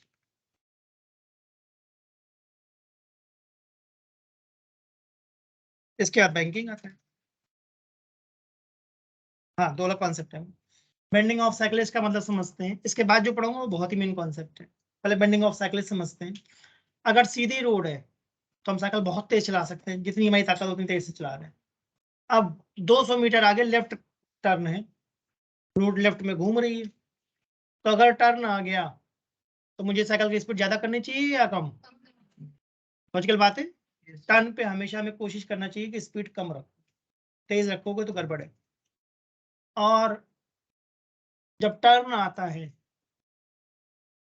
प्रैक्टिकली सोचना, विजुलाइज करना, अगर लेफ्ट टर्न है तो मोस्ट ऑफ जो साइकिल चला रहा है वो सीधा होगा या उसकी बॉडी लेफ्ट बेंड हो जाएगी? नोटिस करना, देखना कभी। और वो बेंड करता है या अपने आप हो जाती है? अपने आप हो जाती है, कोई कैलकुलेट थोड़ी नहीं करता। कि मैं इतने टर्न पर इतने एंगल पे बेंड करके ले जाऊंगा, करना भी नहीं तो गिर जाओगे, तो अपने आप हो जाता है।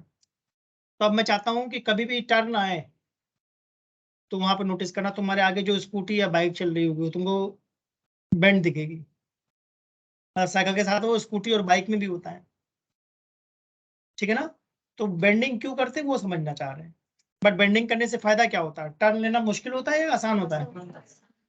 अगर रेसिंग ट्रैक की बात करें तो रेसिंग ट्रैक फ्लैट होता है या थोड़ा बेंड होता है, देखना कभी। फ्लैट होता है बेंड होता है, बेंड होता है, देखना कभी ध्यान से। आउटर मोस्ट जो ट्रैक है,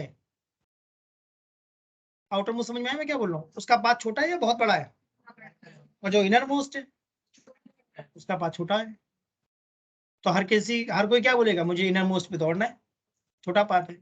तो इनर मोस्ट पे दौड़ना आसान है या मुश्किल है, मुश्किल है। क्या प्रॉब्लम है, कर्व ज्यादा है, वेरी गुड, कर्व ज्यादा है। तो कर्व अगर ज्यादा है तो फिर बहुत तेज नहीं दौड़ सकते तुम।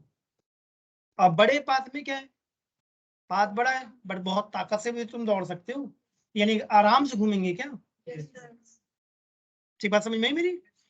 तो अगर मैं तुमसे कहूँ 10 मीटर की रेडियस पे साइकिल चलाओ, और दूसरा एग्जांपल मैंने दिया 1 किलोमीटर की रेडियस पे साइकिल चलाओ, तो 1 किलोमीटर की रेडियस काफी बड़ी हो गई क्या, खूब तेज साइकिल चलाओ कोई दिक्कत नहीं। 10 मीटर की रेडियस पे साइकिल चलाना आसान है या मुश्किल है, तो तेज नहीं चला पाओगे। लॉजिकल लगा, ठीक है। तो बेंडिंग ऑफ साइकिलिस्ट में मैंने ये आइडिया दिया कि जब भी साइकिलिस्ट टर्न लेगा तो वो अपने आप को बेंड करेगा। अगर लेफ्ट टर्न लेना है तो अपने आप लेफ्ट बेंड होगा, राइट बेंड राइट टर्न है। तो अगर तुम लोगों ने रेसिंग वगैरह देखी हो टीवी पे, तो मैंने तो बहुत क्लियरली देखा, बाइक रेस करते हैं और 70 डिग्री तक बेंड कर देते हैं क्या, देखना आप कभी नोटिस करना, यूट्यूब पे डालना तो मैं दिख जाएगा वीडियोस। तो जो नीज वगैरह होते हैं इनमें क्या वो लोग कुछ प्रोटेक्टर, समझ में आया ना, क्यों पहनते हैं समझ में आ रहा, नीज टच कर जाते हैं ग्राउंड को, और बहुत एकदम लिटा देते हैं फिर सीधा कर देते हैं फिर एकदम लिटा, और ऐसे ऐसे भी करते रहते हैं क्या, मतलब बाइक में लेफ्ट राइट भी होते रहते हैं। उसको करने से उन्हें क्या फायदा मिलता है, आसानी से टर्न ले लेते हैं, ठीक है। चलो तो देखते हैं मैं क्या बताना चाह रहा हूँ। ठीक है भाई, देखो ये स्ट्रेट ट्रैक बनाया मैंने। अब ये ट्रैक क्या हो रहा है, लेफ्ट में जा रहा है क्या, सही। तो जो ये लेफ्ट में ट्रैक बनाया, क्या ये किसी सर्कल का पार्ट हो सकता है, ठीक है। आई होप आइडिया लगा सबको मैं क्या बोलना चाह रहा हूँ, ठीक है। तो देखना ध्यान से मैं क्या बनाना चाह रहा हूँ।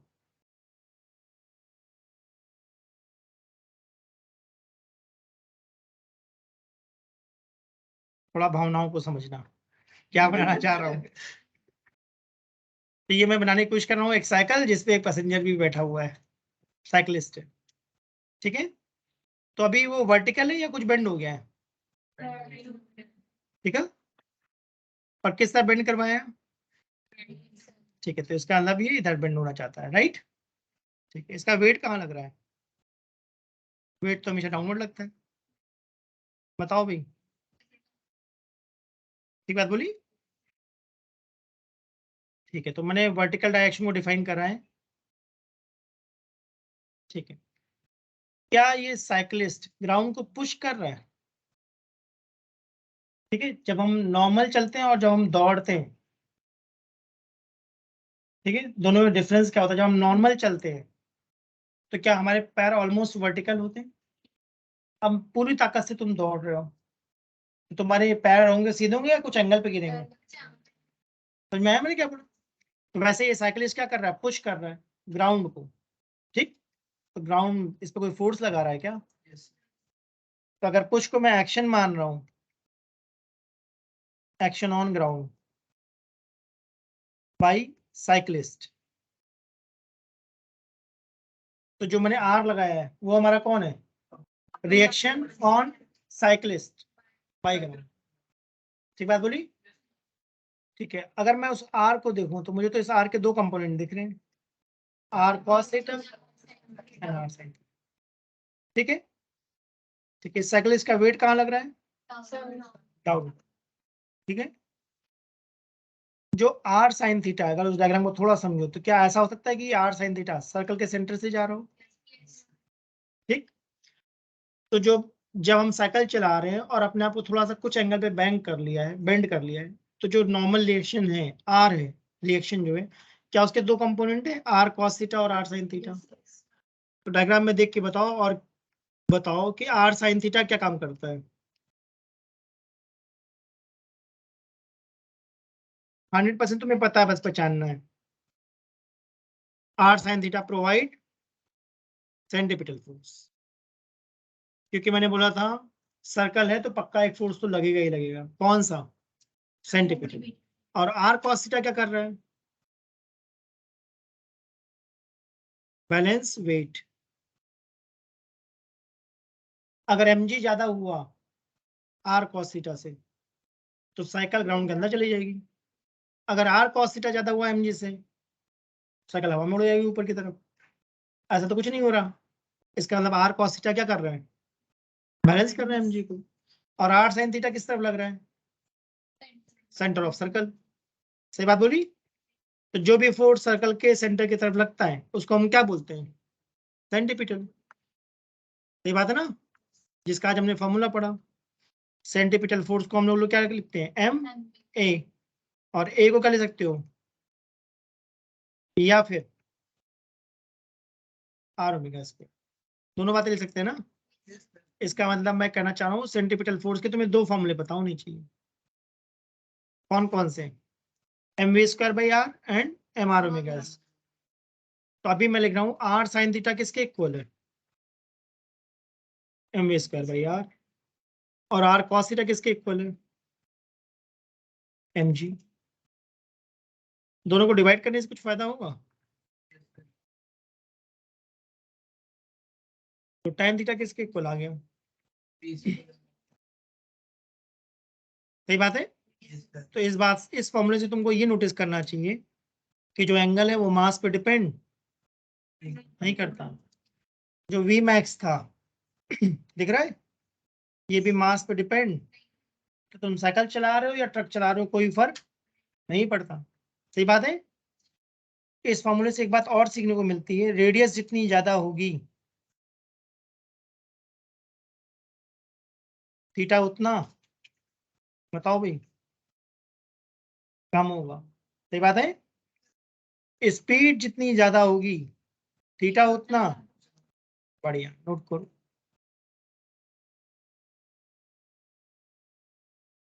तो अगर साइकिल को टर्न ले रहे हो तो रेडियस कम होनी चाहिए या ज्यादा?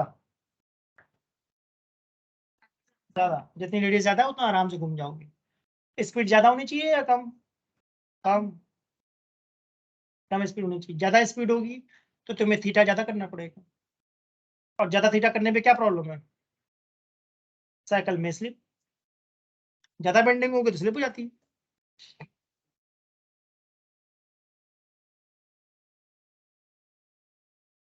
सारी। अब देखो, साइकिल को बेंड कर सकते हैं, स्कूटी को बेंड कर सकते हैं, बाइक को बेंड कर सकते हैं, कार को, ट्रक को, ट्रेन को नहीं कर सकते। तो गवर्नमेंट रोड को ही बंद कर देती है। ध्यान दिया मैंने क्या बोला? कार को हम चलाते टाइम ऐसे बेंड थोड़ी नहीं कर सकते। कर लोगे?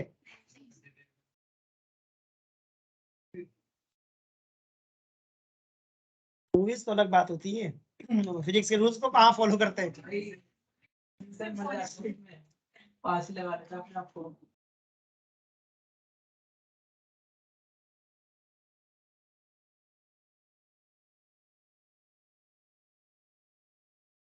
प्रैक्टिकली हम कार को बेंड कर सकते नहीं कर सकते अंदर बैठकर?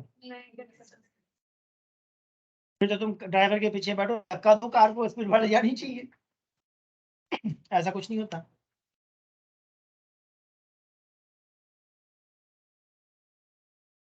इसका मतलब जो थीटा है वो एक सर्टेन वैल्यू है। अब साइकिल वाला या बाइक वाला तो अपने आप को बेंड कर लेगा, कार वाला बेंड नहीं कर पाएगा। तो टर्न जहां पर होता है वहां पर रोड को ही बेंड कर देते हैं, जिसको हम बैंकिंग कहते हैं।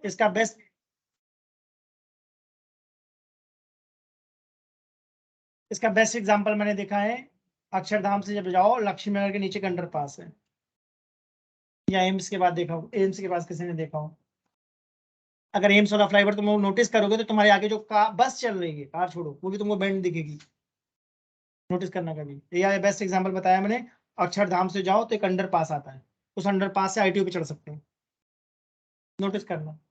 उस अंडर पास पे नोटिस करना जो तुम्हारे आगे चल रहा हो, तो मैं देखेगा मैंने क्या, कोई बाइक या स्कूटर होगी तो मैं बिल्कुल क्लियर दिख जाएगा। और रोड भी वहां पर नोटिस करना बेंड है, रोड भी बेंड है। इसका अलावा रोड बनाते टाइम इस बात का ध्यान रखा जाता है कि टर्न पे रोड को क्या कर दो, बेंड कर दो, जिससे आराम से ट्रैफिक निकल जाए।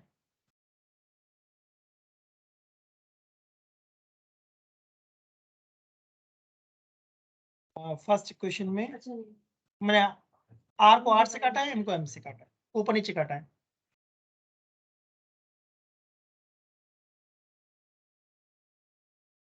तो अगर एक बार आइडिया समझ में आया कि ये आइडिया, फिर एग्जाम में आराम से कर ले जाओगे। MR ओमेगा स्क्वायर, मतलब मैं चाहता हूँ सेंट्रीपिटल फोर्स के तुम्हें दो फॉर्मूले पता हूँ, mv²/r and MR omega square. इसका मतलब मैं अभी स्पीड की बात कर रहा हूँ क्या, v की।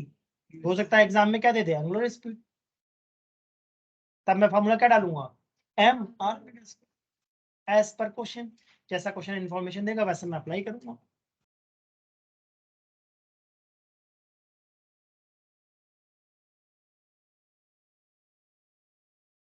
ठीक है, चलो देखें बुक क्या कहती है, यहाँ तक की बात समझ में आई।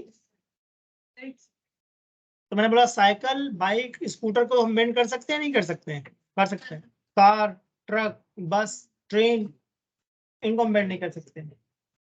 तो समझदारी क्या है, रोड को ही बेंड कर दो। तो गवर्नमेंट क्या करती है, रोड को ही बेंड कर देती है। इसका मतलब तुम लोगों ने कभी नोटिस करा ट्रेन कैसे मूव करती होगी सर्कल में। ट्रेन का पाथ हमेशा स्ट्रेट होता है, कर्व भी पाथ आता है। तो कर्व पाथ में निकलना आसान है, बहुत मुश्किल है, बहुत मुश्किल है। तो इसका मतलब वो रेलवे ट्रैक बैंड किया जाता है, वो ट्रैक बैंड होते हैं, ट्रैक पे तो निकल ही नहीं पाएगी, बहुत दिक्कत होगी। थोड़ा सा बैंक्ड होता है, वो अगली क्लास से पढ़ेंगे बैंकिंग का क्या मतलब है। अभी मैं चाहता हूँ कि बुक में देख लो क्या क्या पढ़ा दिया मैंने, अगर नोट हो गया हो तब सबका।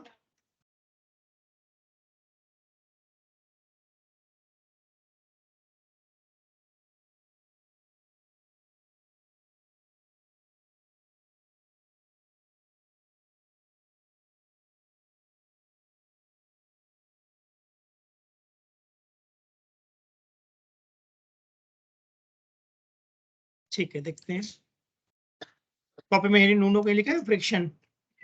ठीक है, तो आज हमने फ्रिक्शन स्टार्ट करा है। तो फर्स्ट डायग्राम समझ में आ रहा है क्या बता रहा है, देखो फर्स्ट डायग्राम में राइट साइड फोर्स लगा रहे हैं तो फ्रिक्शन कहाँ लगेगा, लेफ्ट में। और कौन सा फ्रिक्शन दिखाया है इन्होंने, इसका मतलब बॉडी रेस्ट। सेकंड डायग्राम देखो, इसका मतलब बॉडी कैसी है, ठीक है, ये कर लिया सबने। इस डायग्राम के नीचे जो भी लिखा हुआ है रीड करना घर पे। ठीक है, फिर क्या कहीं लिखा है, इम्पेंडिंग मोशन, अंडरलाइन करो। इसका मतलब है फ्रिक्शन हमेशा रिलेटिव मोशन को अपोज करेगा। इसका मतलब क्या है, धीमे धीमे क्वेश्चंस करोगे तो और क्लैरिटी आएगी थॉट में। इम्पेंडिंग मोशन मतलब जिधर मोशन होना चाहता है उसको अपोज करेगा। फॉर एग्जाम्पल एक फ्लैट रोड है और ट्रक खड़ा है, तो कितना फ्रिक्शन है उसमें, जीरो। ट्रक मूव थोड़ी नहीं करना चाहता अगर हॉरिजॉन्टल सरफेस है, उसके अंदर कोई इम्पेंडिंग मोशन नहीं है। जब इम्पेंडिंग मोशन मतलब समझ में, मूव करने की टेंडेंसी। इम्पेंडिंग मोशन का मतलब मैं क्या कहना चाह रहा हूँ, मूव करने की टेंडेंसी। तो क्या ऐसा होता है कई बार कि कार को हम स्लोप पे खड़ा कर देते हैं घर के बाहर और बारिश होती है, तो कार फिसल के नीचे आ जाती है, इसीलिए हमेशा हैंड ब्रेक लगाते हैं। आई होप समझ में आया। तो कार को अगर मैंने इंक्लाइन प्लेन में खड़ा करा है तो क्या उसके अंदर कोई टेंडेंसी है मूव करने की, उसके अंदर टेंडेंसी नीचे आने की, स्लिप होकर नीचे आ सकती है, इसीलिए हम हैंड ब्रेक लगा देते हैं कि ना स्लिप हो। हैंड ब्रेक टायर के मोशन को बंद कर देती है, टायर मूव नहीं करेंगे, टायर लॉक कर देती है। तो अगर बारिश हुई और मैंने कार लगा रखी घर के बाहर इंक्लाइन प्लेन में, तो चांस है कि स्लिप होकर नीचे आ जाए, ऐसा हो जाता है कभी कभी, ज्यादा अगर स्लोप वाली जगह खड़ी कर दी तो। ठीक है, अगर हॉरिजॉन्टल सरफेस पे खड़ी है तब कार के अंदर कोई टेंडेंसी नहीं है, तो वैसे रहेगी। ठीक है, तो इम्पेंडिंग वर्ड का मतलब मैंने क्या बोला, टेंडेंसी ऑफ मोशन। चलो उसके बाद क्या लिखा है, F S max is mu S N, जिसको मैंने एक पर्टिकुलर नाम दिया था, लिमिटिंग फ्रिक्शन। ठीक है, उसके बाद ढूंढो क्या लिखा है, F K equal to mu K N, yes sir. Kinetic friction. ठीक है, तो मुझे लगता है एग्जांपल 5.7 तुम लोगों को घर पे ट्राई करना चाहिए, एंड 5.9। ठीक है, 5.9 पे इंपॉर्टेंट मार्क करना। ठीक है, 5.82 मार्क्स का, 5.93 मार्क्स का। ये नेक्स्ट क्लास में डिस्कस करेंगे सारा कॉन्सेप्ट।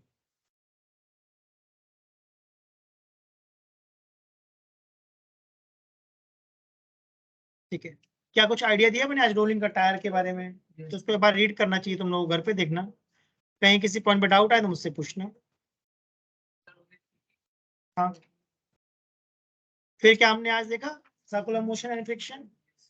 ठीक है, तो फर्स्ट डायग्राम दिख रहा है, कार चल रही है तो फ्रिक्शन किधर लग रहा है, सेंटर की तरफ, जहां पे हमने वेलोसिटी निकाली थी कितनी, अंडर रूट में आर, और ये मिनिमम है या मैक्सिमम?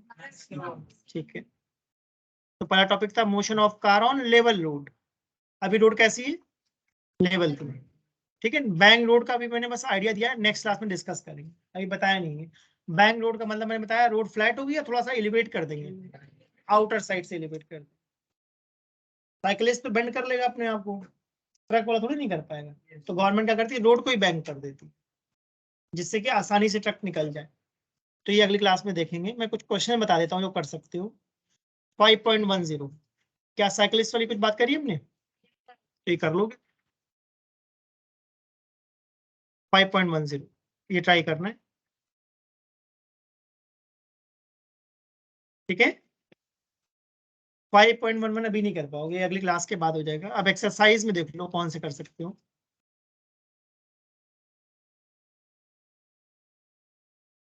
5.12 भी कर सकते हो, 5.12। तो क्या एरोप्लेन को सर्कल में चला सकते हैं, बताओ भाई, चला सकते हैं, एरोप्लेन भी तो चलते हैं। Sir professor sir. मतलब मतलब एरोप्लेन भी टर्न लेते हैं या नहीं लेते हैं?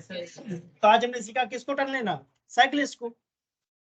एग्जाम में हो सकता है एरोप्लेन की बात आ जाए, तो एरोप्लेन सीधा टर्न लेते होंगे या बैंक को करके, समझ में आया? ठीक है, तो क्वेश्चन मार्क करना कौन कौन से कर सकते हो, मैंने मार्क करवाए हो यहाँ तक मुझे याद है। तो 5.4 ये नहीं मार्क कराया था, मार्क करो, अब कर सकते हो आज की क्लास से।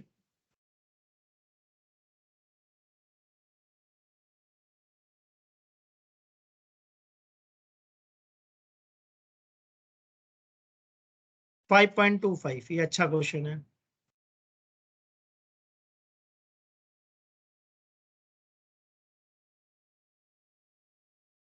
2630, क्वेश्चन नंबर 30 को तो रीड करो, कुछ आइडिया लग रहा है? 31, तो 30 में किसकी बात चल रही है, एयरक्राफ्ट, और 31 में,